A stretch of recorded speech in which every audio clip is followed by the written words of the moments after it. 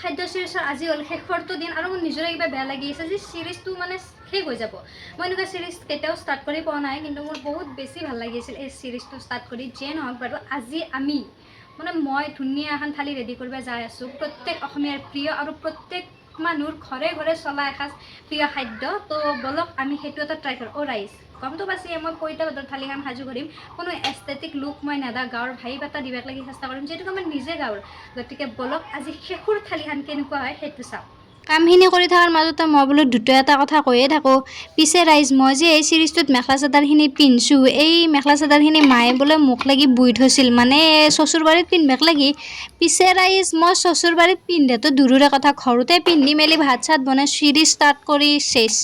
ৰাতি কথাটো মনত পৰি মোৰ বম হাঁহি উঠি আছে। মই বোলো দে আৰু গাইজ, একো নাই চলি যায় এইগিলা নে কি। বাৰু এয়া মোৰ ধুনীয়া পইতা ভাত ৰেডি হৈ গ'ল, পইতা ভাত নহয় ৰাইজ পন্তা ভাত ৰেডি হৈ গ'ল। বাৰু আপোনালোকৰ কেনে লাগিল কমেণ্টত জনাবচোন দেই। আৰু এই চিৰিজটোৰ 7খন থালিৰ ভিতৰত কোনখন থালি আপোনালোকৰ প্ৰিয় কমেণ্টত জনাব। ফাইনেলি ডে 7ৰ পইতা ভাত সাজু আৰু আজিৰ পৰাই চিৰিজটো কমপ্লিট। আৰু ৰাইজ মই চিৰিজটো আকৌ ষ্টাৰ্ট কৰিম বেলেগ এটা চিৰিজ। তো আপোনালোকৰ যদি কিবা মনত আহে কমেণ্টত জনাবচোন। বাৰু আজিৰ থালিখন কেনে লাগিল সেইটো কমেণ্টত ক'ব নাপাহৰিব দেই। বাকী আজিৰ কাৰণে ইমানেই, তো বাই বাই।